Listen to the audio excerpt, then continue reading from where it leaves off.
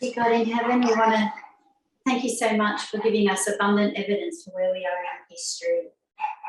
We thank you for giving us the messages we need, which aren't always the messages that we necessarily want to hear. We ask that you would help us to accept what is uncomfortable, what goes contrary to our will and our feelings. And we ask you to help not just to prepare our minds, but also our hearts. So we ask you to bless us and be with us this morning as we study. In Jesus' name, amen. Okay, well, good morning, everybody. Thank you, Yabaki, for presenting this morning. I think it laid out a few things that might be helpful for us to keep in mind as we do this study today together with me. I'm going to do a revision on the message that Elder Tess gave called The War on Narratives. So it's interactive. Feel free to use the chat, and also you can unmute if you want to answer any questions. So let's begin, and I just would like anybody to volunteer to me. I want you to tell me, what is our prophetic message? If you could give it to me in just a few words. What's our prophetic message?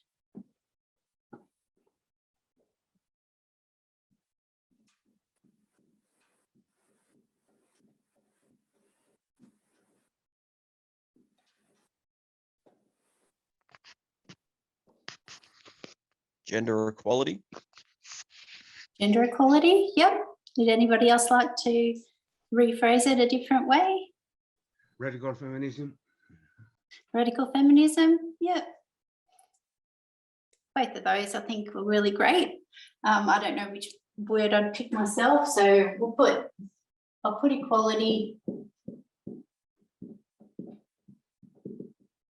and I'll put both as well, radical feminism. So that's our prophetic message. I just want to put that idea up there and just put it to the side, shelve that idea for a moment. And I want to change track now. I've got some lines up. Pretty familiar with these lines by now, I think. I've put the dates in already. I've only picked a few of these minor waymarks to focus on today. I don't know if you can see them very well.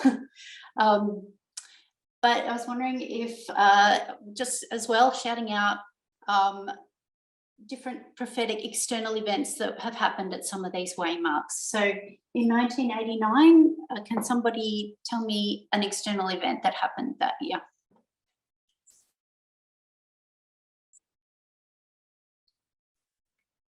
Berlin Wall came down. Yep, Berlin Wall. Okay, good. The other events for sure. We know we've got lots, but that will do. 2001. Could you say again, sorry? The fight for gay marriage began. Yeah. So was that 2001? I couldn't hear very well. No, 1989. 1989, yeah, okay. I think you said fight for gay rights, I think. So a bit hard to hear, Molly, sorry. For me anyway. For 2001? Twin Tower came down. Yeah, good. 2014?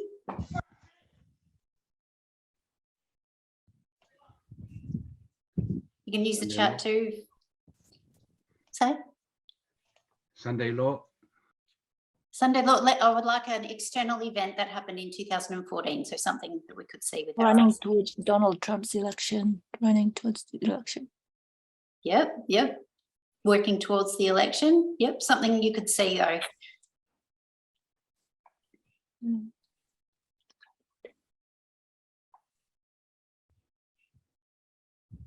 If you don't remember anything that happened in 2014, there's a whole presentation on it. Sorry? Gamergate. Gamergate, yep, great. Okay, good, that'll do. That little tiny number there, which is hard to read, is 2016. What happened in 2016? Election of Donald Trump. Yep, election of Donald Trump. Great. 2018. Mid-election. Yep, that's right. Yep, I've also got the troops were called back out of Syria, and there was all of that. You know, Donald Trump was saying ISIS is dealt with, and he took his troops back and basically gave up that territory to that sphere of influence went across to Russia. 2019. Yeah, Bucky will know this one. She shared a screen today. First impeachment. Yep, impeachment. 2020. Is that one there?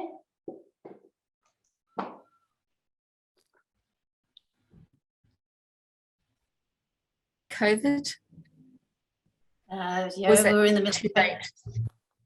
Yeah, well, COVID began late 2019, around November, but it definitely blew up in 2020. So, yep, we can see that. If I'm thinking about, we know that George Floyd. Yep, George Floyd is, yep, absolutely. That's an event that we noticed that happened externally too. There was also an election. 2021. January 6th. Insurrection. Yeah, January 6th insurrection. Yeah, so there you go. So why did I get you to name all these external events? I just wanted to point out that we have all these external events that we mark. We have so many because we've only just scratched the surface on, you know, could list for 2014 alone, there's like 20 or more. There'd be maybe even more, yeah, lots. There's lots for 1989. We just have all these external waymarks. And what I want to know is, what are all these waymarks actually for? Because as I asked you at the beginning, we have a prophetic message. And is our prophetic message any of those things that you just told me about?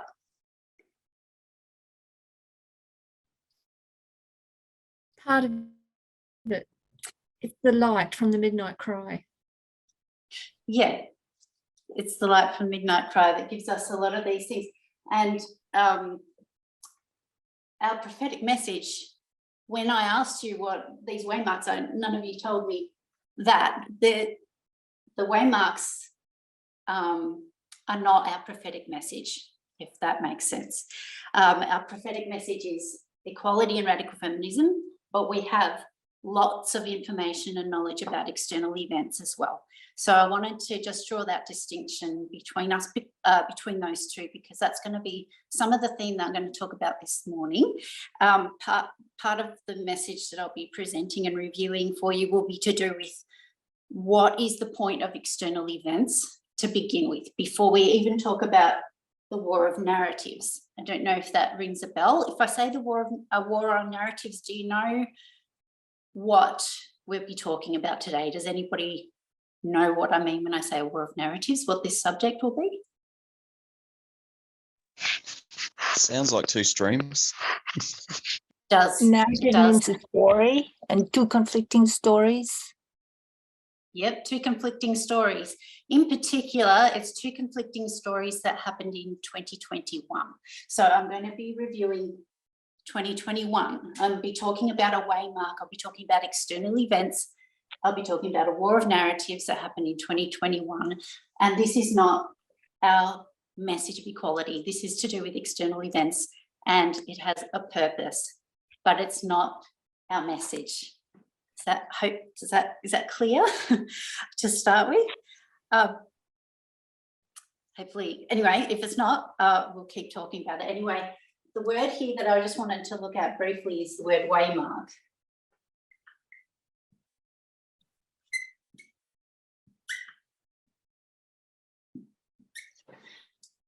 And I asked before, what is a waymark for? What is the purpose of a waymark? So if we're just looking at the word itself, it's a waymark. It's something to do with a way. What is it? When I say way, what do you think that means?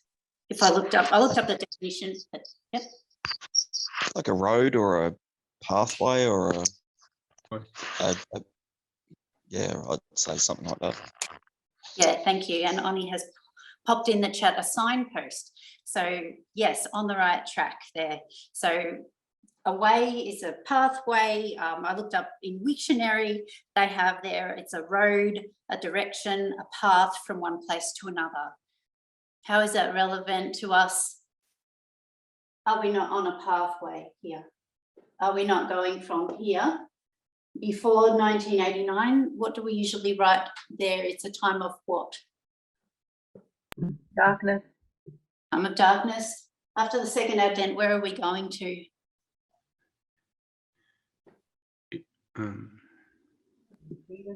Eden.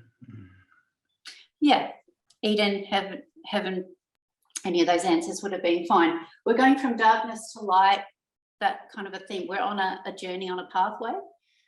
Even if you just take this section here, if we were looking at this section here, it's our pathway from 1989 to the Sunday law. We're on a journey, we're on a way. So it's a way mark. The word mark, they had in the dictionary as it's a stone or a post that's used to indicate a position and guide travellers. So, you know, even back in ancient times, they might put waymarks along a track or a journey so people can track two things, I think. Not they want to track where they are, which way to go, and also it can help them track how close they may be to their destination. So for us, it's helping us to know, are we on the right track here? And also, how close are we getting? Like, you know, it's getting closer to Sunday law. These waymarks are helping us to show us where we are and how close we're getting, how close to heaven, how close to Sunday law, all of those things.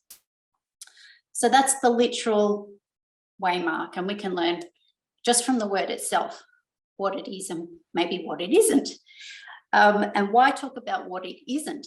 Well, a lot of these waymarks have been laid out by predictions, haven't they?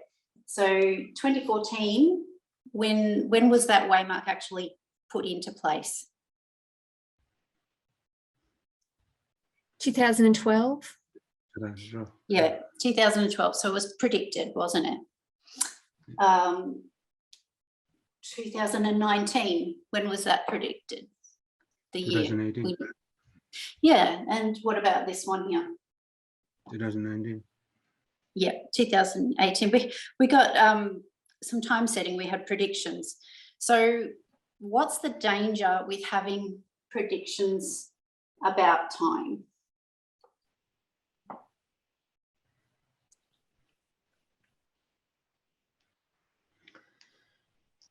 What does it actually look like when it's fulfilled? Yeah, that's one for sure. There's a danger that people will expect certain things in their mind, and then when the time comes, it may shake them if it doesn't look like what they expected. And I think one of the other dangers of having, pardon? I say what kind of events they're looking at. What kind of events? Yeah, and what kind of, well, I might just, I won't answer that question. Time Yeah. set, they time set, so they have a mindset on a specific outcome. And when the outcome doesn't eventuate, they're confused. Yeah. If it, well, it will eventuate, but maybe they had preconceived ideas about how it would look. Yeah. All of these waymarks have been 100% correct. They may not, when people arrived at that date, have understood them, but there was nothing wrong with the prediction or the time setting or any of that. Of those, placing of those waymarks has been 100% accurate all the way through. But the risk that happens is that people look at the predictions and think that's our prophetic message. That's one of the risks. They build their faith on these predictions and neglect the real message. And so if we make a mistake there and build our faith on waymarks and predictions and expect that to save ourselves and others, we then set ourselves up for a problem. So I'll read a quote that Elder Tess gave at the beginning of her presentation. The reason she's talking about this is she's going to tell us about external events. What she doesn't want everyone to do is to misuse these kind of external events for the wrong purpose. So she did give a warning at the beginning, so that's why we're talking about this now. What she said was, I haven't wanted to do this, speak about external events. She didn't want to speak about them. She's spoken before about her priorities, but naturally, she said, I don't think they're mine, I think they're God's. What has been presented in the Australian classes, so Vespers she was talking about, what was presented in the first two presentations of the Brazilian camp meeting was a much more uncomfortable subject than external events. But they're uncomfortable the same way it's uncomfortable to get tested for COVID and to take a vaccine and be sick for 2 days. It is what saves us. Where we find the discomfort, we also find the solution to our problem. So this here is what she'd been speaking about in the classes. She did need to talk about Panium, Russia, USA, this information warfare, but she said it's God's priority that we understand this message, which is painful and difficult, hurts sometimes. That is actually more important than understanding what happened in 2021. However, it does have its role to play. Like we said, it's a waymark. It's to help us to see how we're tracking, where we're going, how close we're getting to Sunday law. We also see how the different movements around the world are building up and preparing for Sunday law. So it's explaining the story of how we're going to end up at Sunday law. And then, you know, we have a loud cry message to give, and it will all have to do with, you know, the sins that we need to understand and how the world has arrived there. And we can see, you know, the movement of powers in the world and how it's all escalating and building up to this crisis point. So that was the warning that she gave. Did anybody have any questions there on that point?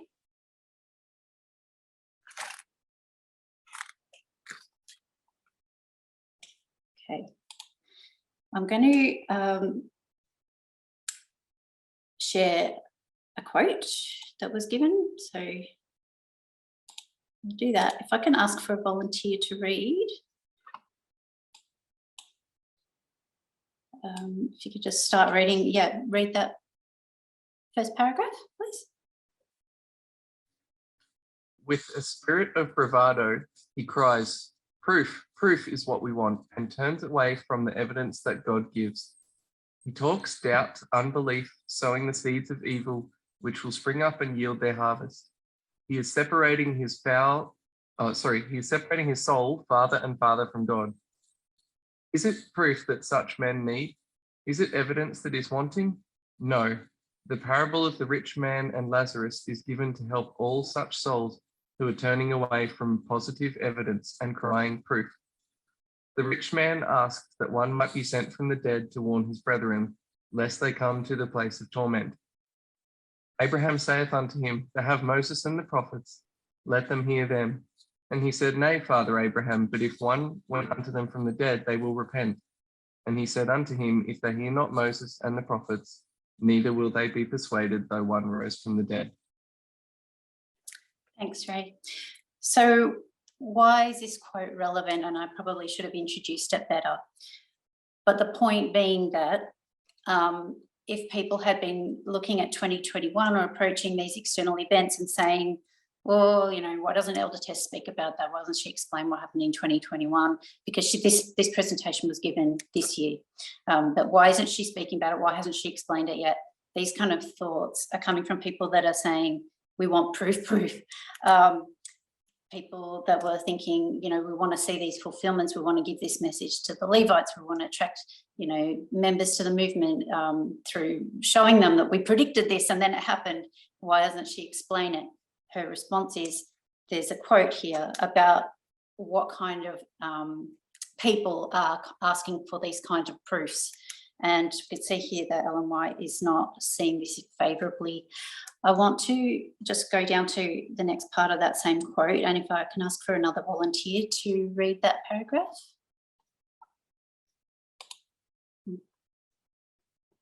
Just zoom in a bit.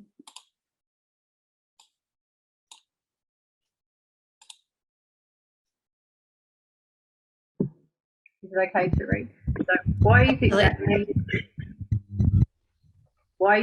that men do not believe upon sufficient evidence? Because they do not want to be convinced. They have no disposition to give up their own will for God's will. They are unwilling to acknowledge that they have cherished sinful unbelief in resisting the light that God has given them. They have been hunting for doubt, for pegs upon which to hang their unbelief. They have been ready to accept testimony which is weak and insufficient, testimony which God has not given them in his word, but which pleases them because it agrees with their ideas and is in harmony with their disposition. Well, Thanks for reading. I've highlighted that the first bit, why they want more evidence when there's plenty. It's because they do not want to be convinced of the prophetic message, the message of equality, the message that hurts. Again, this part that's highlighted down the bottom, why they would readily accept another message which has far less testimony.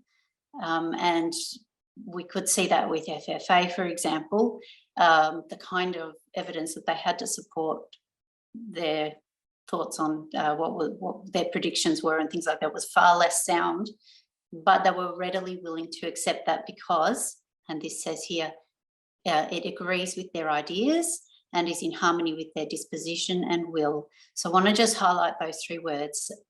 We need to be careful of our ideas, anything that we think threatens our ideas or our disposition and our will. The real problem does not lay in the evidence that's given or the soundness of the evidence, accuracy of that evidence or those predictions. That's not where the problem lies, according to Ellen White. The problem lies in people's ideas, disposition and will. So hopefully that's clear there.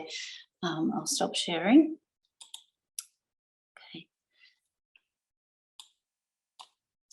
So we're going to look at a few examples as well from inspiration of some case studies. So number one, what case study was just given in that quote? It's not a true history, it's a parable.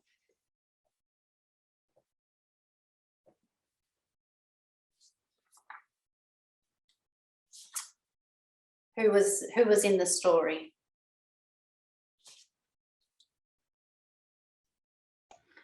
Sorry, of the poor man and the rich man. Yeah. So we have the story of the rich man and Lazarus. Okay.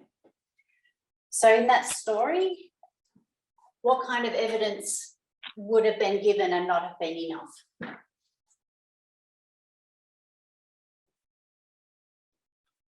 What was he asking for? What sign?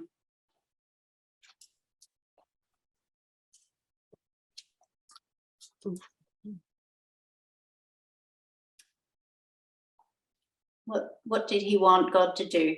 To send sign to his relatives?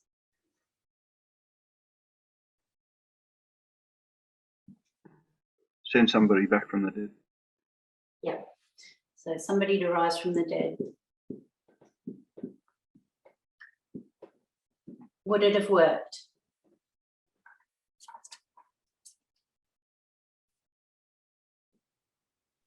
No, it wasn't going to work. Wasn't going to work.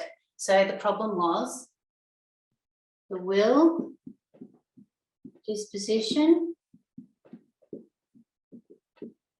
and ideas of his relatives. That's where the problem was. Wouldn't have been with the evidence. Number two, Adam and Eve.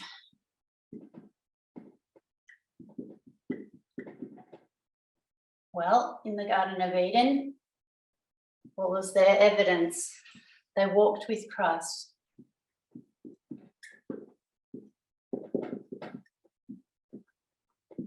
Irrefutable. They actually walked and talked with him. What was their problem? Their will, disposition, and their ideas. It was no problem with how much evidence they've been supplied with. Number 3. Yeah, let's look at ancient Israel. Ancient Israel. Oh, they came out of Egypt. Tell me something that's seen in their experience of coming out of Egypt and going towards Canaan.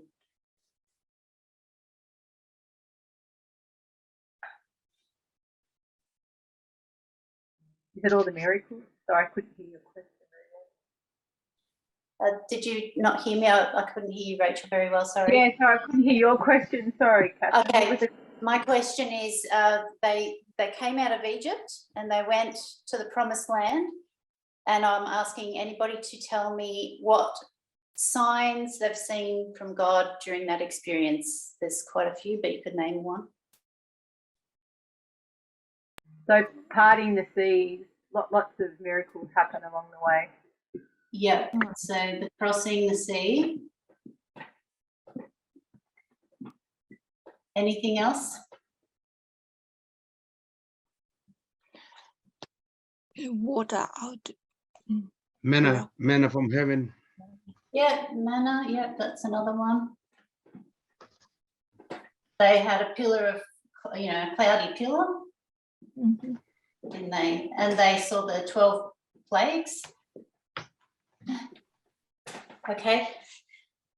However, what were they like? What was their faith like? And what was their behavior like?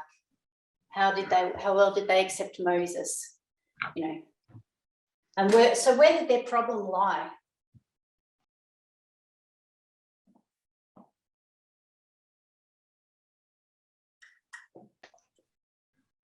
Freedom. It was within themselves. It was their will, their disposition, and their ideas. Their unbelief. Yeah. What about for us now?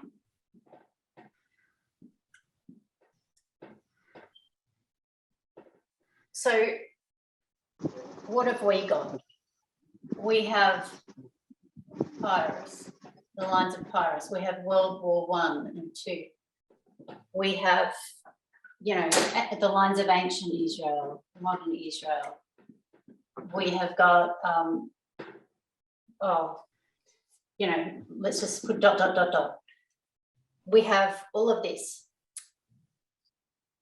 Following this model, this application, what is wrong, or is there anything wrong with this, or can there be anything wrong with the evidence we've been given?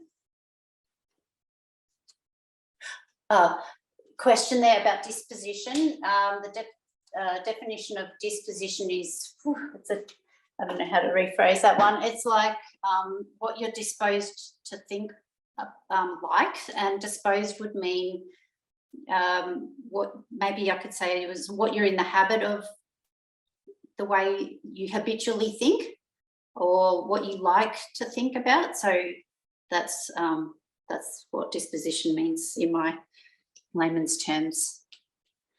But anyway, what is wrong with our waymarks?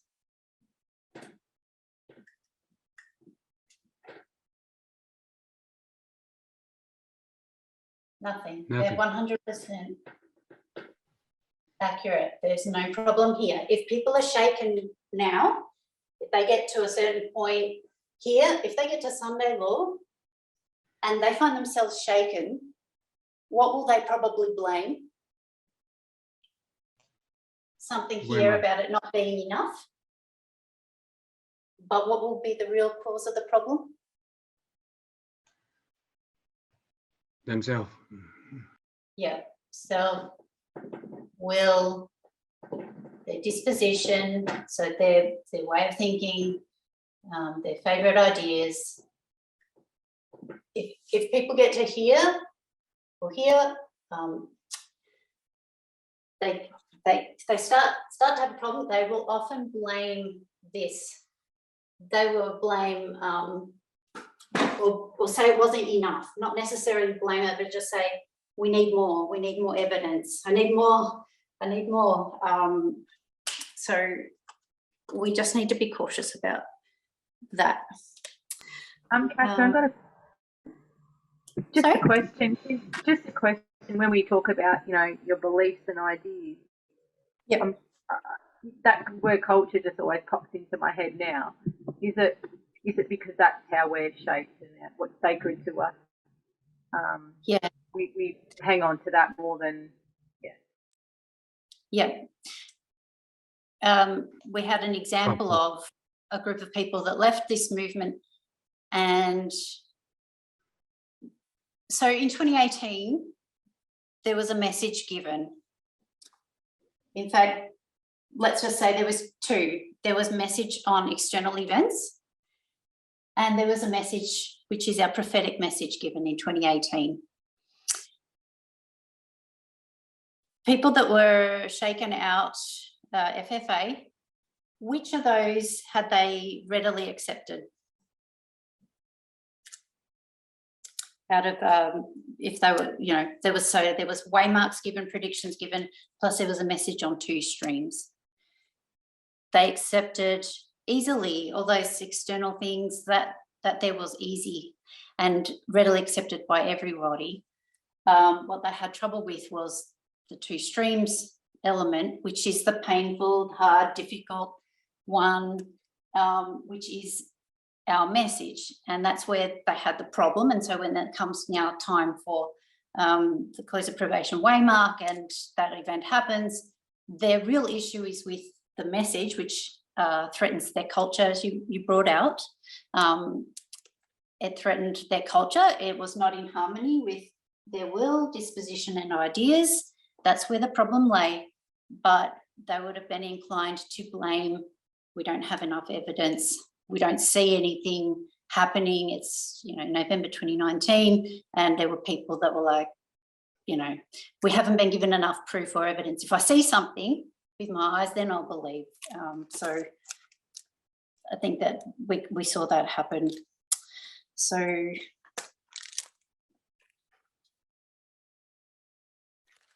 I think we've Katherine, talked can I about, say something? yeah. I thought they were expecting also that the messenger will come from the United States. Yeah, I'm not sure about that, but I think really at the heart of everything, even if the messenger came from the United States, if it was somebody from a different subculture within the United States, for example, had the messenger been somebody from California who was a liberal and, left-wing leaning, would someone like Elder Jeff have accepted them as a messenger, even if they were American? What do you think, Molly?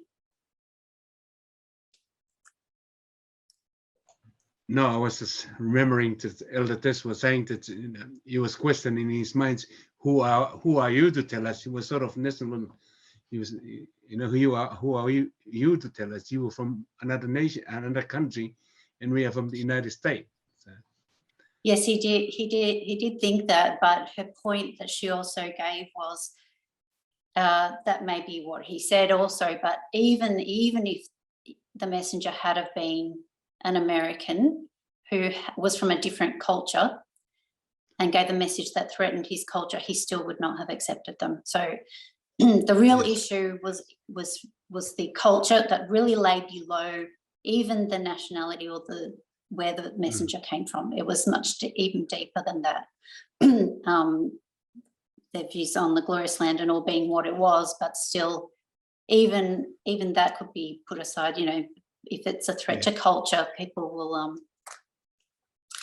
I have another comment here. That Elder Chiquetta's ordination as well was an issue as well.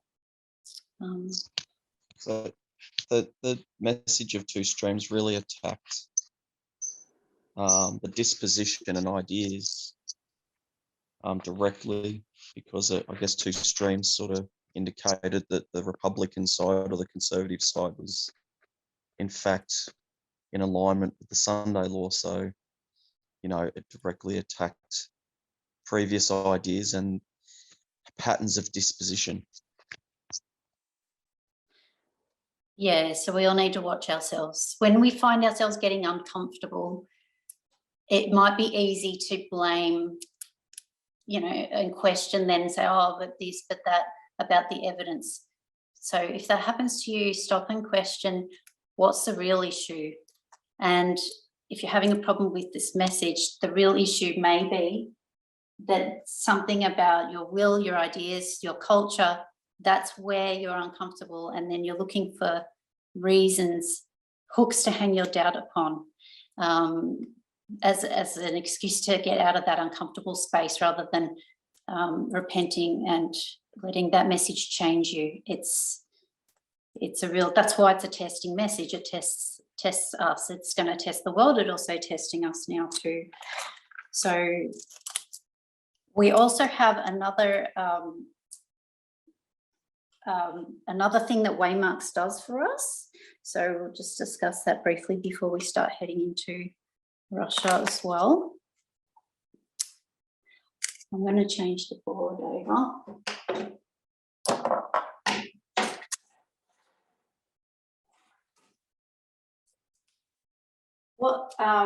Let's just look at history.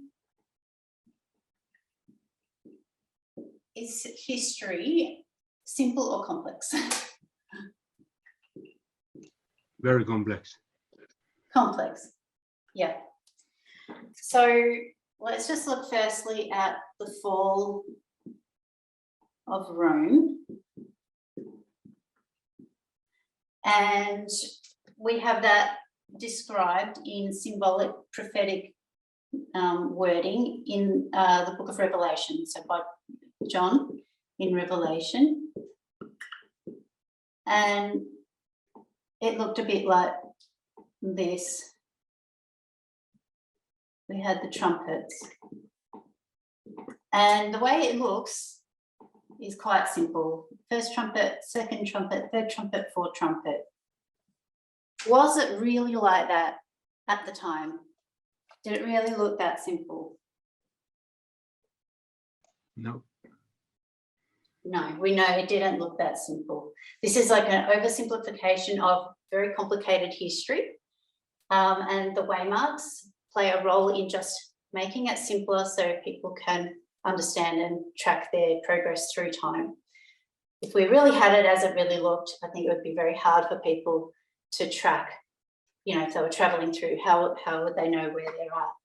So that's one. Number two, the fall of Greece. This one is King of the North. And this is the King of the North as well at the time. Fall of Greece, Book of Daniel. And put Daniel in brackets because that's the book. And what did that look like? We had a nice simple line away, and we go through this. We have one leader, and then it goes into how many leaders?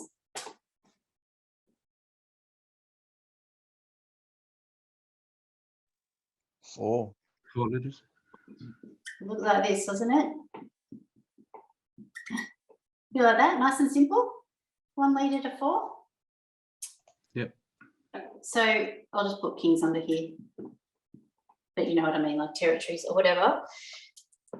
But we even know from just this morning's review, how complicated was this? All here. Very.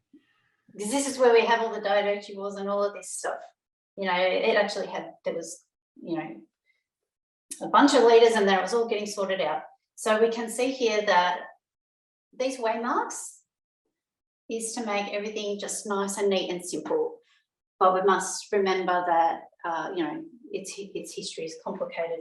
Now we have Ellen White's writings. So she's talking about the fall of United States.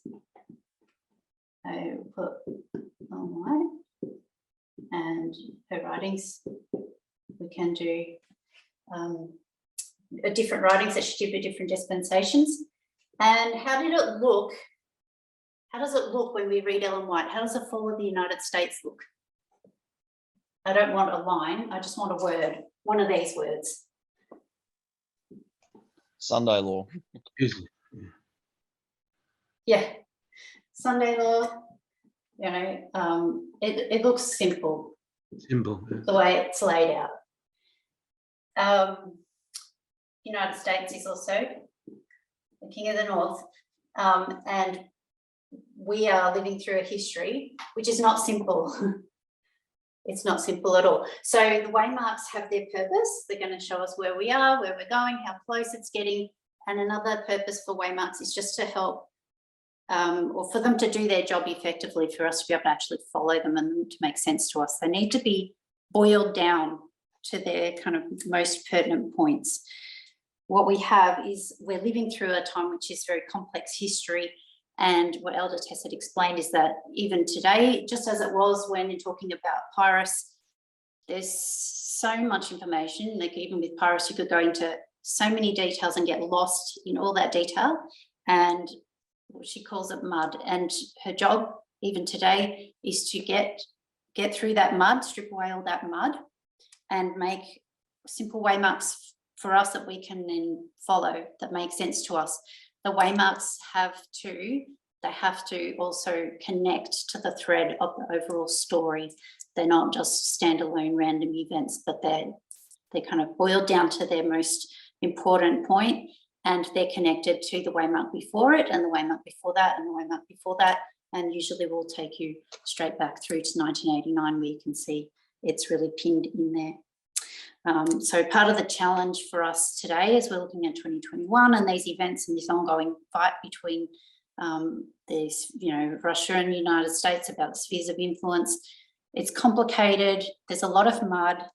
It's still in progress. We're going through a story now, and she has done some work to help, focus our attention onto the most important points and draw us away from all those other details which are interesting but not helpful or distracting and things like that. So she wanted to just really pull out what God would want us to see, or what's important for us to understand the whole overall story. Basically how the world is preparing for Sunday law, and then how we can travel through to the second Advent eventually, I guess. Does anybody have any questions on that before I change track a little bit? Katherine, is it fair to say that that the waymark is the main key players that lead us to play in that main event where prophecy is pointed to, but the mud and the difficulties is around the shadows of what lead up to it? It's the main light, isn't it?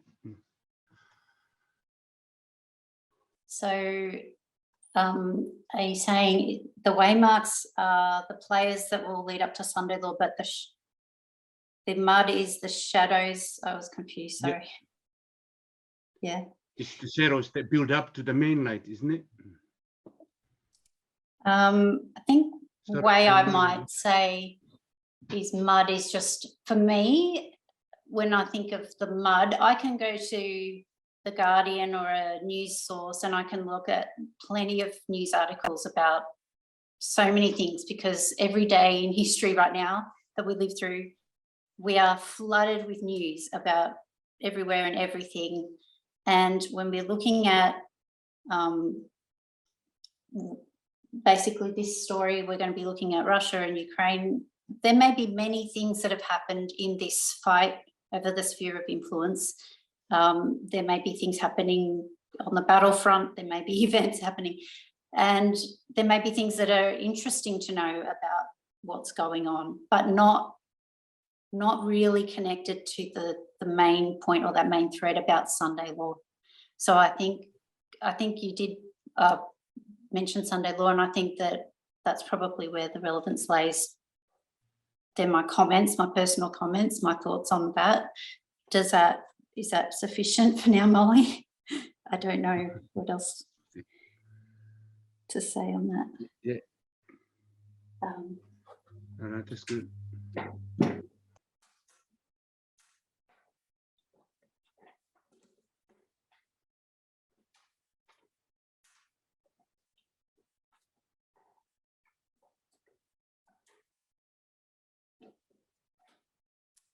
went too far and took away the wrong, too much. I'll just put that one back. Okay, we've got 2021 here. We had listed or talked about all these different events that lead up to here. And when we get to 2021, what actually happens to us as members of the movement? We're a line of priests. We get to 2021, where do we go from there? Do we end up drifting off into nowhere? Who are we? Who, you know, it's 2022, and where are we standing now?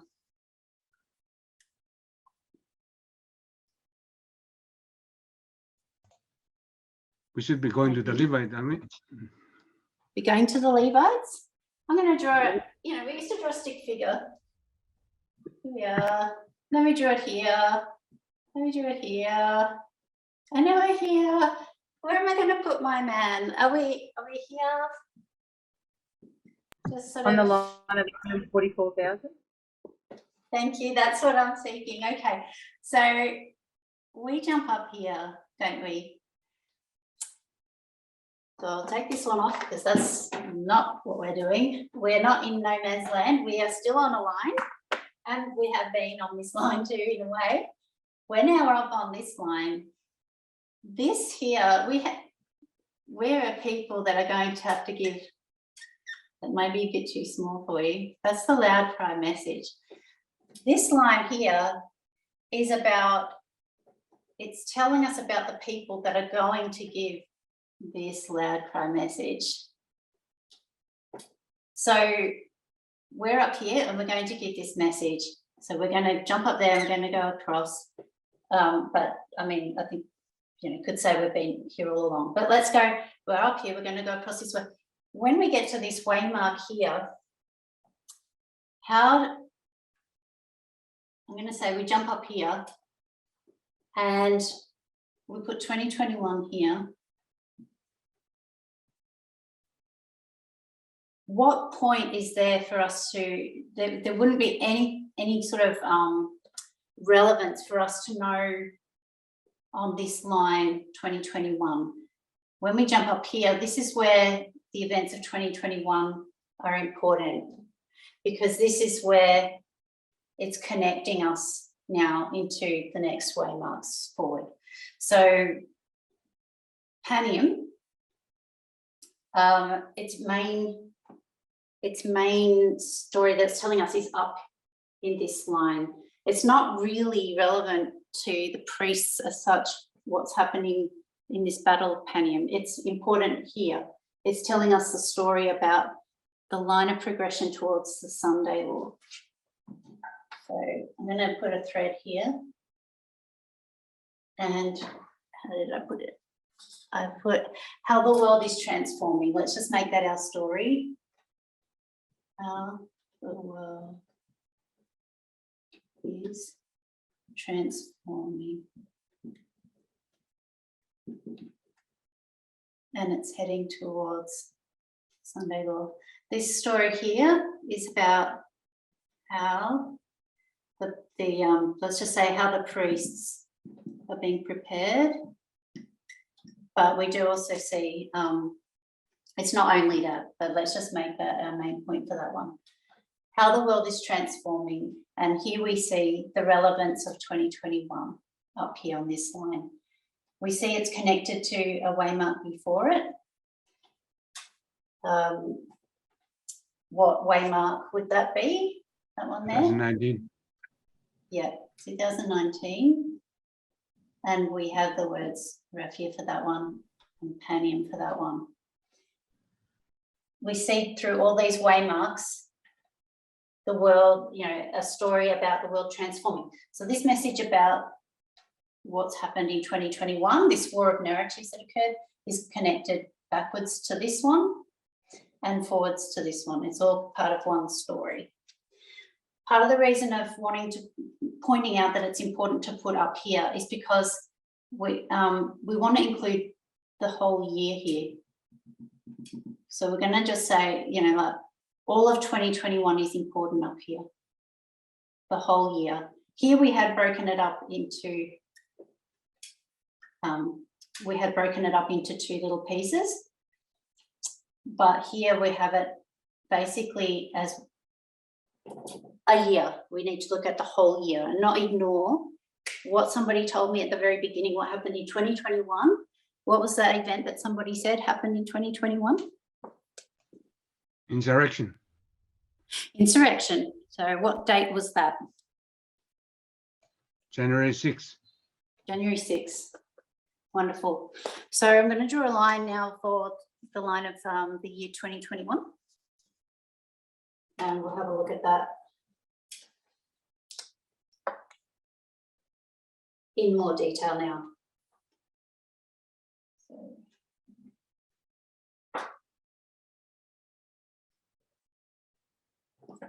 Now, January 6th is relevant to another story that's not to do with Russia at all. It's a separate story. January 6th has to do with what's happening in the United States internally, their own internal fight preparation for the United States for Sunday law. So January 6th is relevant to that, but it is also relevant to this story we're going to talk about today as well. So we'll put January 6th here.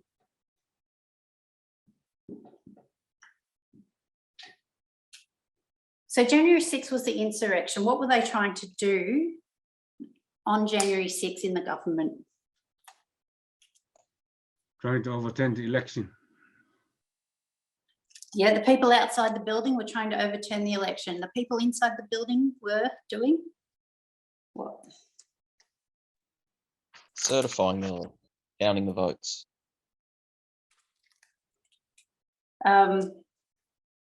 Yeah, they were going to yeah.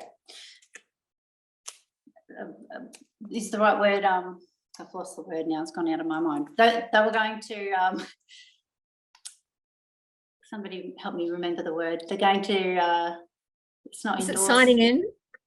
Signing Yeah. in Joe Biden? I know Yeah, that's not right. quite right. So we're marking a change of government anyway at that point. Yes, signing him in or swearing him in. Inauguration. What did you say? Somebody else and myself said inauguration. Inauguration, that's the word I was looking for. Yeah, thank you. January 6th, inauguration. So what's that got to do with the Russia and Ukraine situation or the war of narratives? How does this tie in? Well,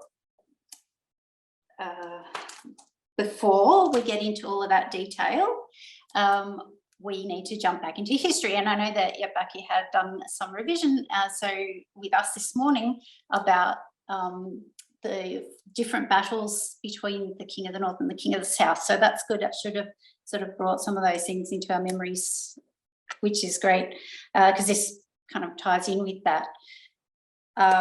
So we knew a long time ago, Raphia and Panium had to do with battles between the King of the North and the King of the South. We knew that. And then we had 2018 come and we got more information about that. We had a new symbol for a new mode of warfare. What was that symbol?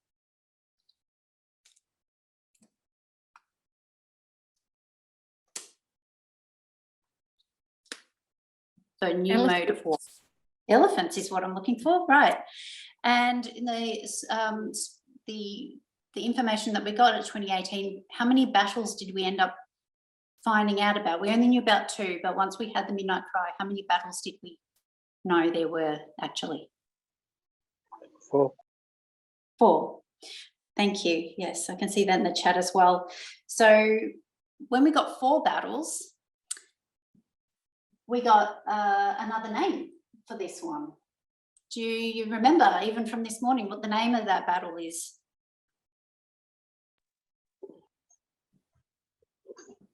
Ipsos. No, starts with B. Then Oh, Beneventum. Beneventum?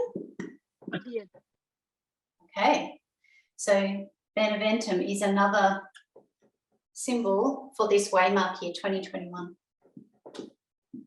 So we knew it was going to be Beneventum. And that meant we had more information about 2021. We knew about elephants, didn't we? Oops, elephants. And what was in elephants? Elephants is information warfare because it's a new mode of warfare.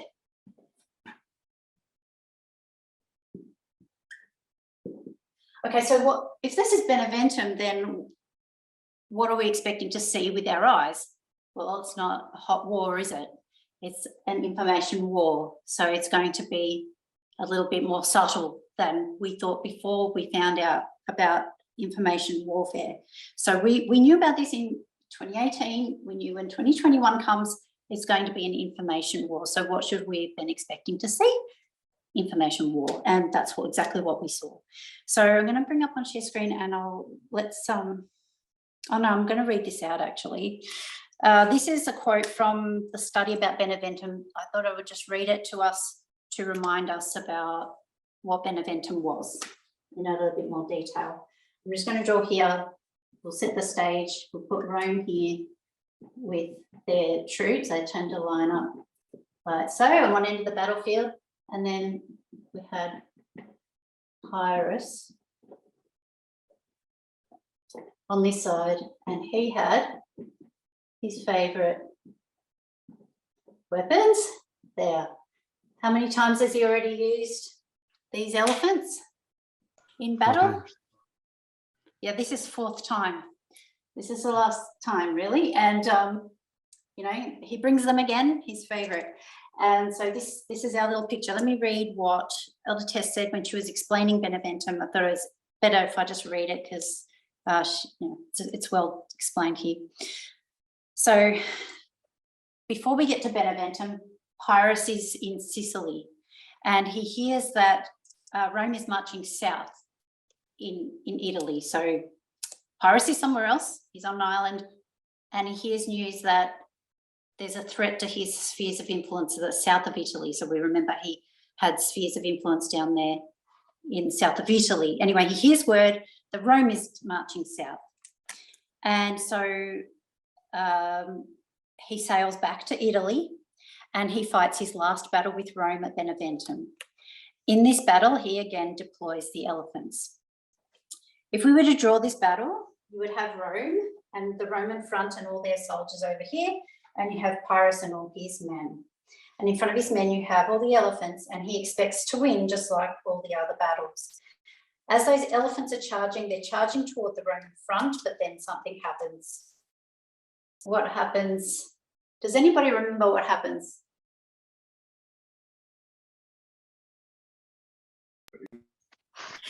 I think a mother elephant goes back for her baby, and then that creates a stampede. I think something along those lines. Yep, you did well remember. Good. So it's not. It's documented that that was the only kind of idea that. I'll keep reading. This is what she says. It's believed there was a calf in that group, and its mother heard that her child was wounded. So it's believed that the calf was wounded. The mother becomes distraught. She turns to find her calf, and as she turns, all the others follow her. And in a panic, they charge over Pyrrhus's own army. Now, whether that happened because of a wounded calf, it's the only explanation Elder Tess had found recorded. We know that the elephant charge ended any opportunity Pyrrhus had in Italy. The elephants ran through the ranks of their own men, causing disorder and confusion. This gave the victory to the Romans. Pyrrhus now lost all hope in Italy, and he fled back to Epirus. So it was that this defeat at Beneventum that ended any hope. There's a historian that I have, the Elder Tess had a degree of faith in, called Theodore Mommsen, and the quote from this man is, "In the spring of 275, Pyrrhus fought his final battle on Italian soil. The very elephants which had won his previous victories proved the cause of his defeat by attacking their own side. It becomes very important for us to recognise the mode of warfare in these battles." So that's what she said in 2018 about we must remember the mode of warfare. And of course, now we get there, that's exactly what we expected to see, we see happens. So I'll put it on here. So we have Beneventum. Well, Beneventum is this one here, and then this one here is called. So I'll just put. I just want to not make it too messy. Let's call this Beneventum, and I'll just rub this off here. And this one here is Argos. And what happened in that history is Beneventum was the beginning of this stage of fighting, but it didn't just end there, because he didn't die. He went back to Epirus, and then there was fighting. He ends up dying here. Pyrrhus dies here. So we see this downfall happening. So when we're looking at Beneventum, what's happening right now, and we're in 2022, we see this progress happening. It's exactly what we expected to see, and we see it playing out now. But this battle here in 2021 was not a hot war. It was an information war, and that's the essential point to remember when we're looking at the fulfillment of this prediction. So yeah, why did Pyrrhus go to battle in Beneventum? Because Rome was attacking Pyrrhus's sphere of influence. So who kicked first? Was it the king of the north or the king of the south?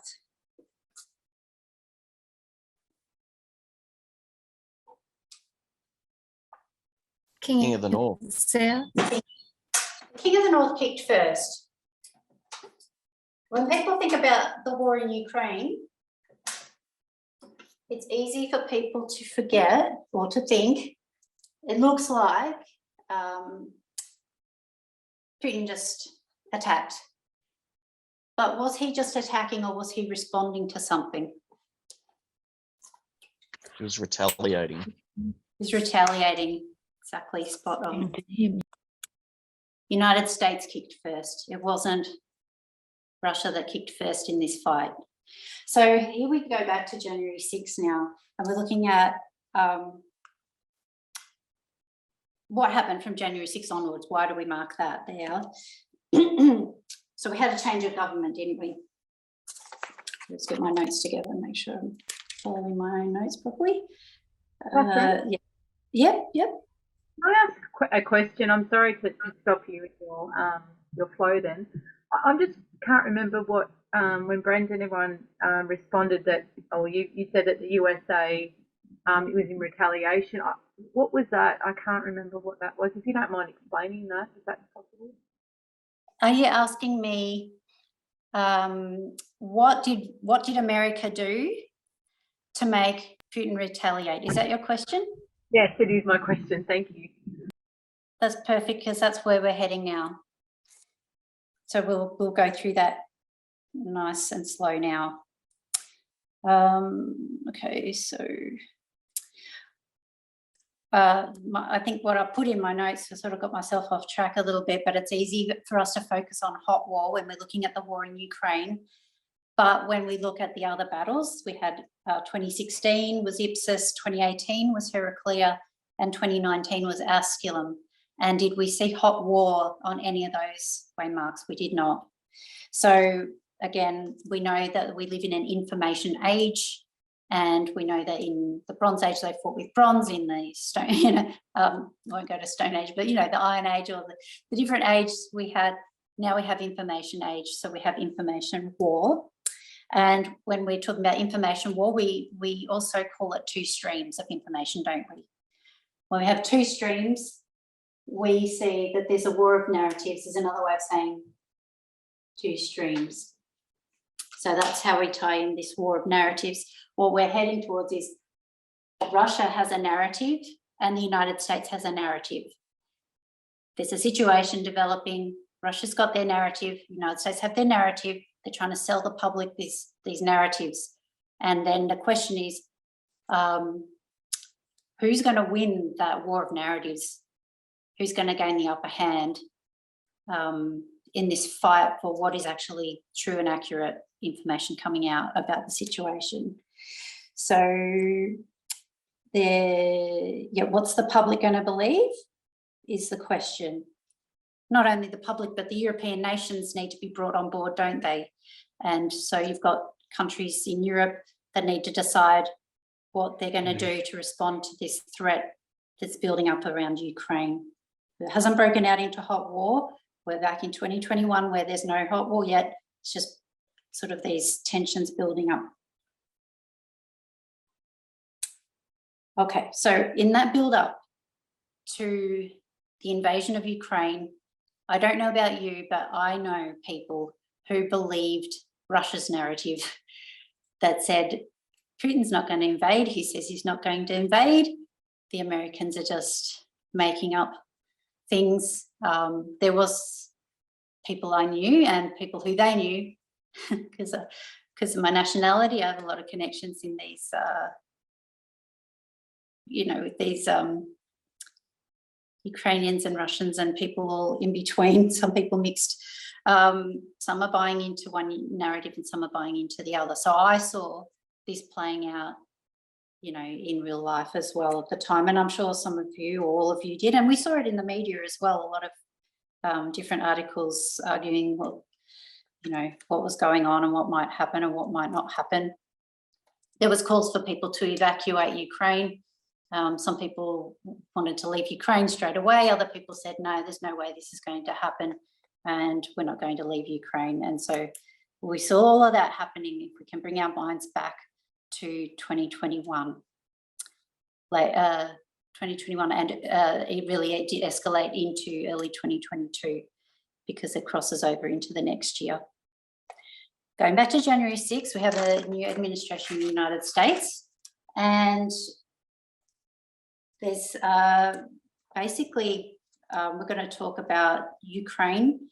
So ever since the fall of communism, Russia had maintained a high degree of influence in Ukraine.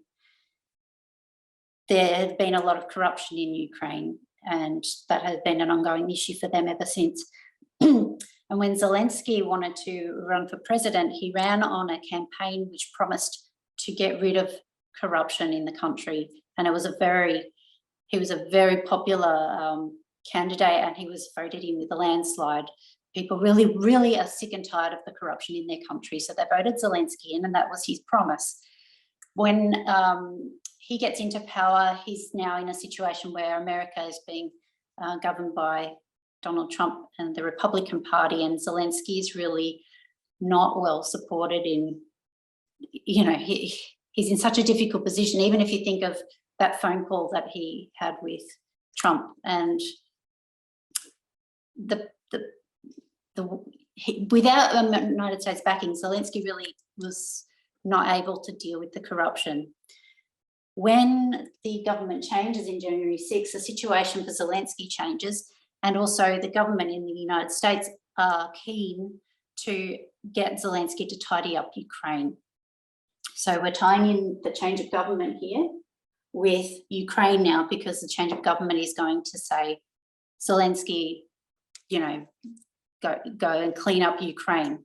Cleaning up Ukraine means dealing with Russian oligarchs. So there's a lot of Russian influence in the country, and there are people in high places in that country, and they also control a lot of the Ukrainian media, television, news media. And so they're giving, within Ukraine, there's a lot of distribution of Russian propaganda coming through by these corrupt oligarchs. So when he's cleaning them up, it's also affecting Russia's ability to feed their propaganda into Ukraine. So it's threatening Russia's sphere of influence. Hopefully that makes sense. Russia is pouring in to Ukraine through their oligarchs and their media, pouring into it their narratives about the West or whatever. Their propaganda is coming into Ukraine. When that avenue of disinformation is getting shut off by Biden and Zelensky, this now becomes a threat to Putin, and Putin gets really angry. It's a direct threat to his sphere of influence. So this is how we can connect that to what Rome did as it came down to southern Italy and threatened Pyrrhus's sphere of influence there. It's the same thing, but now we're talking about information warfare and propaganda, disinformation, and all of that. So hopefully that makes sense. We're connecting Rome's coming down into southern Italy, with the United States coming and interfering with Ukraine. So hopefully that's clear. What does Putin do when he feels threatened? Number one, he starts to bring all his troops to the borders of Ukraine. That happens in February. So we're going to put, I'll just put change of government here.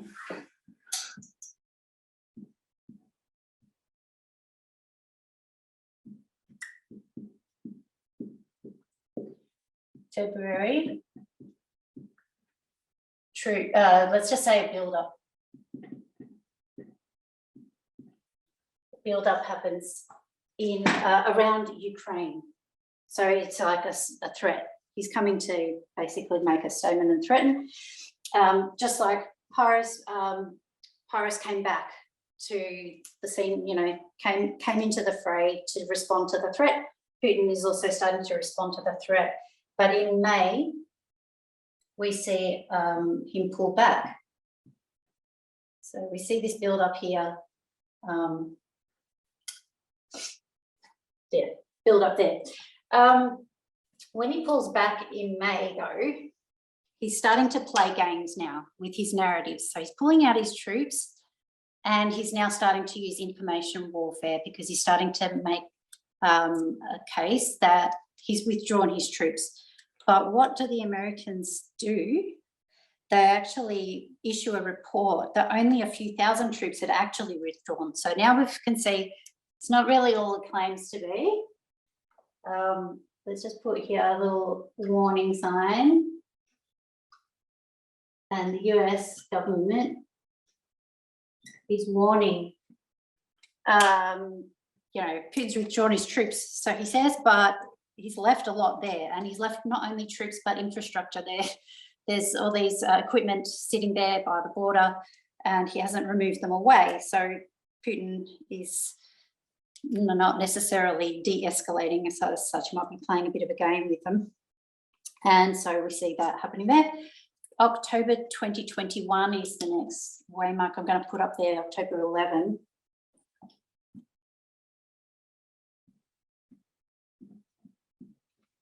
What happens in October 11? What happens in October 11 is Dmitry Medvedev from Russia, he publishes an article. In that article, it says, he says, oh, it's pointless for us to hold dialogue with Ukraine while they've got this government. They're a vassal of the West. We're a patient people, us Russians, we know how to wait. We're going to sit and wait until there's a new government which is more genuinely interested in improving relations with Russia. So we're just going to, you know, we're not going to deal with this government. We're just going to wait until they change to a better government for us. That's what they say.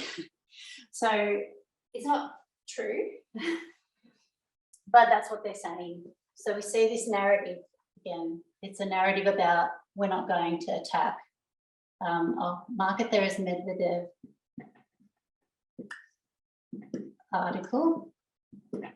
And if the article wasn't enough, we also had the Kremlin, not sure what date exactly, but the Kremlin said, yeah, exactly. That's exactly what we think. We're in, you know, Medvedev said what we're thinking. And Putin is also saying, you know, I'm not going to invade. Of course not. So you get this narrative coming through from, you know, really sort of starting here, but really quite formally here. And then what is the United States going to do about that? So we know that Rome had learned, not learned, but Rome wins this battle. We know that this information warfare for Pyrrhus, the elephants, ended up turning around and trampling his own troops, and it sort of backfired on him. So we can see something, this battle here, Beneventum, is going to be different to 2016, 2018, 2019. It's going to work out differently. So yeah, I was just going to pull out as well that when Pyrrhus was using his elephants, it wasn't new to him. And when Putin is using this kind of narratives and, you know, disinformation. This is not at all new to Putin. This is his favourite technique to use, just like the elephants were for Pyrrhus. Okay, so until October, up until here, the United States had struggled to deal with information war. Why had they struggled so much with the information war leading up to now? Why has it always been so hard? Why have they always been on the back foot? And to understand why they've always been on the back foot on this issue, we have to go back to way back here, Iraq, the war in Iraq. What did the CIA say back here for the war in Iraq? They said, oh, there's weapons of mass destruction. Triple exclamation mark. There's weapons of mass destruction. We've got to invade.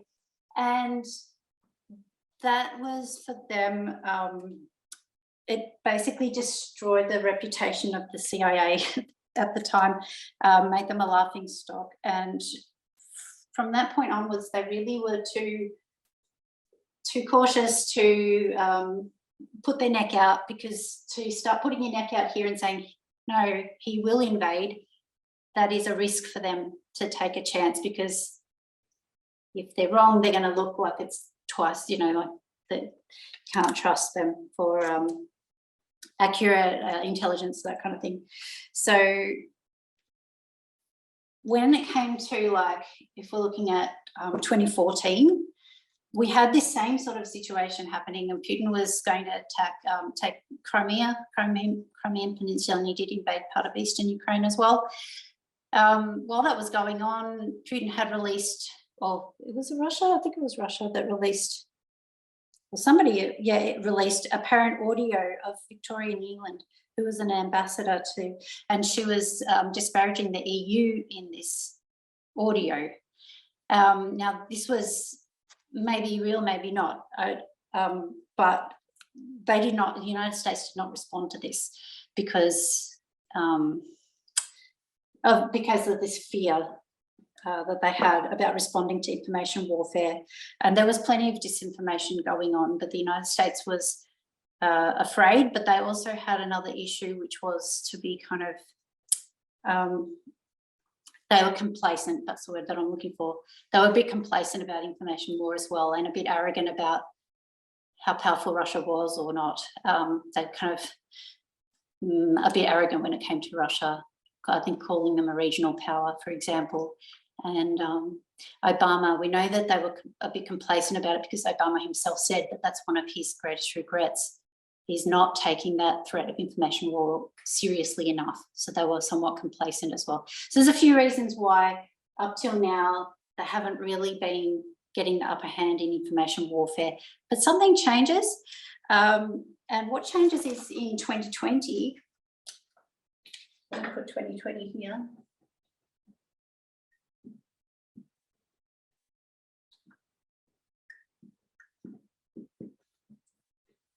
Bit messy, my board today.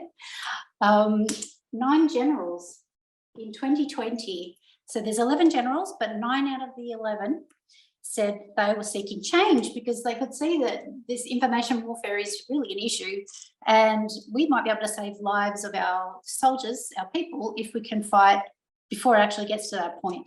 And so they wanted the US intelligence community to release more information and declassify more information so that they could counter the disinformation propaganda. So back here they're asking, it was a report or a memo, yes, a memo, and they said, please give us more ammunition. They actually said the word ammunition. So I'll quote a couple of quotes from them. The US can bolster support from allies only by waging the truth in the public domain. Another quote, we request this help to better enable the US and by extension its allies and partners to win without fighting. Another quote, to fight now in so-called grey zones and to supply ammunition in the ongoing war of narratives. So they called it a war of narratives, and the information they're going to get from the CIA is their ammunition. So you can just see that we're in, a new era where we fight with different ammunition. Another quote, Unfortunately, we continue to miss opportunities to clarify truth, counter distortions, puncture false narratives, and influence events in time to make a difference. They really want to get ahead of this and not always be on the back foot when it's too late. They want to get ahead and jump ahead in this race with Putin for who's going to get in the lead with these narratives. It's a real competition. So back here, they wrote this memo. We have a change of government. We have this build-up. We have them saying, it's not looking good. We have Russia bringing out their narrative formally. And then we see the Americans starting to use now information warfare, ammunition techniques against them. So I think I might have saved this quote for reading out.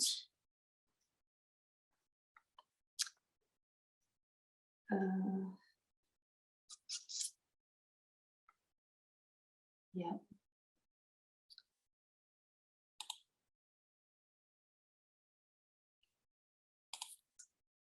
I'm wondering whether to read it out because of time.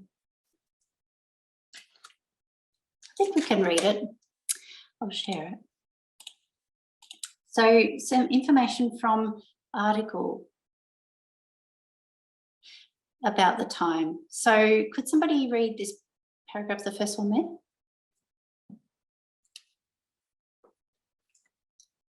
Read it. Sure. You go, Josephine. You go.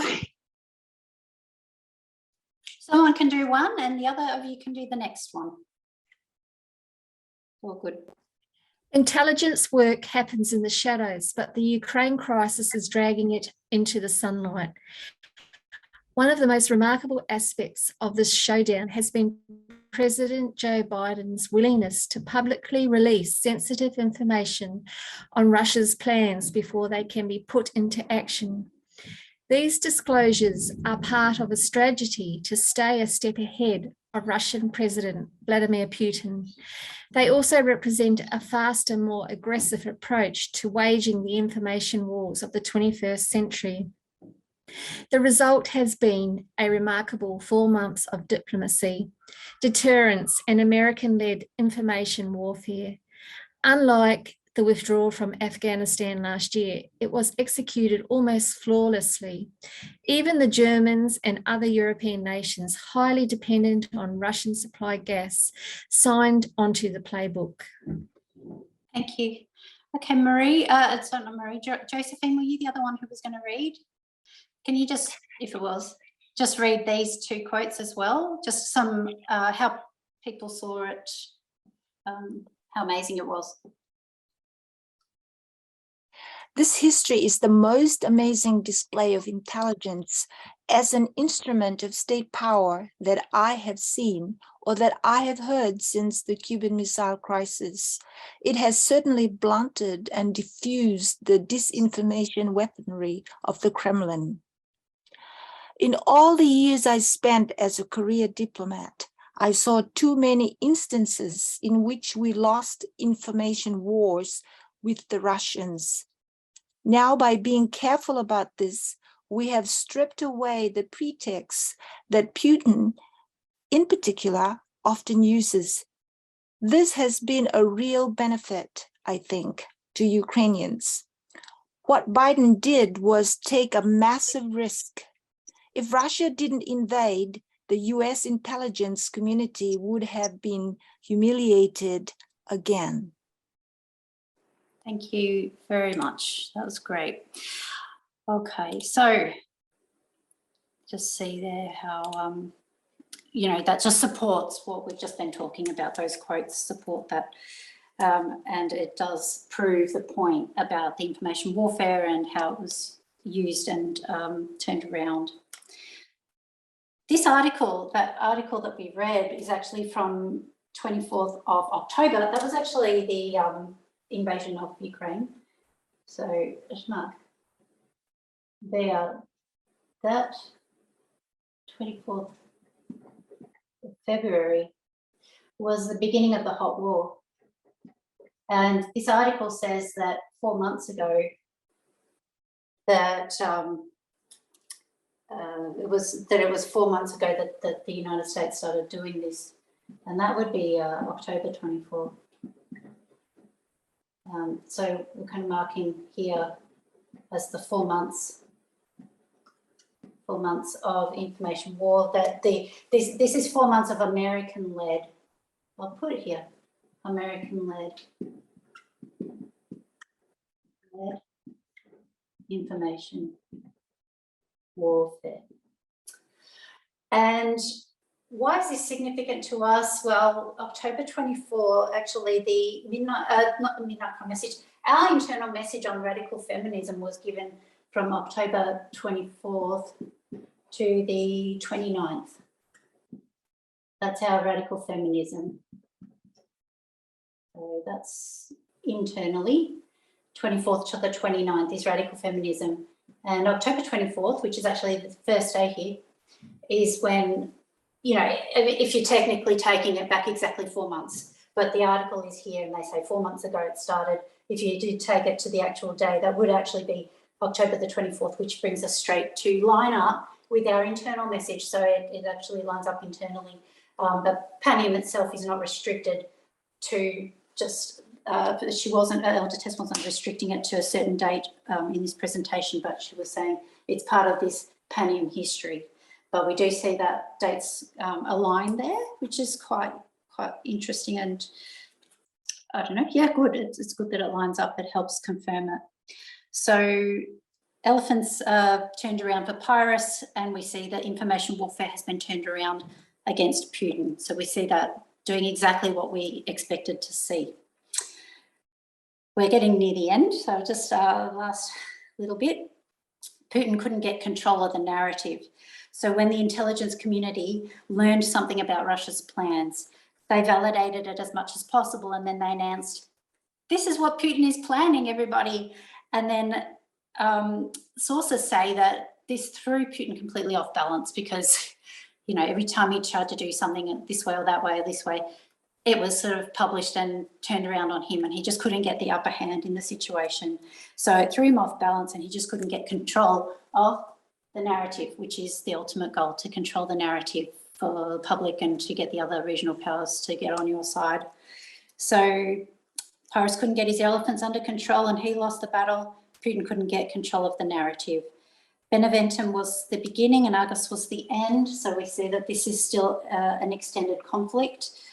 But Panium lines up with Beneventum, and Argos is there lined up with Sunday Law, where we actually see the death. We're still in the middle of this downfall of Putin because we're still in the middle here. So we're still watching all this play out, which is part of the reason why it looks so complicated, because it's just sort of all happening right now. And another thing that happened here in this story is on the 3rd of October. Something was released. Not sure if anybody remembers. If I had a lot of time, I might get you to sort of think about it and suggest what you think it might be. It's got to do with information war, and it does tie in with Russia as well. And it's the Pandora Papers. So we're still, 2021 was an eventful year here for information warfare. Pandora Papers were made public that they had them. And since then, they've been using information that they've been able to get from this leaked data to work out who's close to Putin, which people say that they're just rich, but they're not really connected to the government, which people actually are, and they can follow the money trail, and they're doing sanctions, and all of this ties in here, and this is information. So this topic here, Pandora Papers, was covered in a separate presentation by Elder Tess, the one that comes after this one. But I did want to put that date in there as well, just to show that is also part of this story about 2021, and remembering that we're looking at the whole year here as being relevant to that waymark. So yeah, so we've talked about waymarks, we've talked about what they're supposed to do for us and what we're not supposed to use them for. We're not using them to recruit people into the movement. We're not going to predict a Sunday law and then when it happens, we'll tell everybody, see, we knew ahead of time it was going to happen. And we're not going to use that to pull in Levites and pulling in Nethinims. That's not what these are about. People that are going to join our movement will join, and they will be changed by this prophetic message, just like we are as well. So just to sum up our closing thoughts, what would we have expected to see at that waymark is exactly what we saw. To see what's going on, we need to have prophetic glasses though, and we need to know what we're looking for. God has given us abundant evidence for where we are on our line. You can see that we're heading towards Sunday law, and it's not far ahead of us. So we must not depend on predictions and these fulfillments of external events to secure our faith, but we have to think about that God gives us the messages that we need, and not always the ones that we want. So we're getting the messages that we need, and this is essential. And so may we accept what's uncomfortable and goes contrary to our will, our feelings, our ideas. If necessary, if this message challenges us, may we accept those messages and change, so that it's not just our minds that are changed, but we change within our heart. So I'm going to pray, and then I'll open up for questions and comments after. So if you'll kneel with me.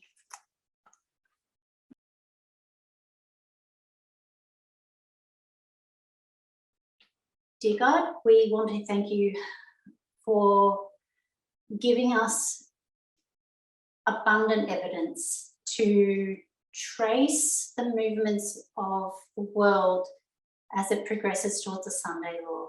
We thank you for giving us the evidence that we have for whether or not we are following, are we on the right track? And we can see that what happens in the world is confirming what we expected. So we know we are understanding that it is an information war indeed. And beside that, with other events, we can see that gender is the test.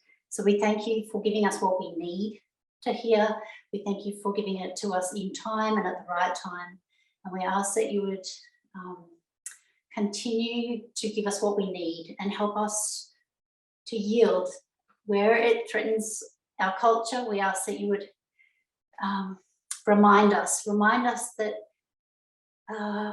we hold our culture sacred in many ways, and we all need to be ready for your culture, and we need to come into line with that. So we pray that you would help us to listen really when we need to listen, and to take things on board when we're rebuked as well, and to be faithful and to live out and to live as radical feminists faithfully. So we put ourselves into your hand. We do thank you for your leading, and we ask that you would continue to be patient with us and lead us from strength to strength going forward. In Jesus' name we pray. Amen.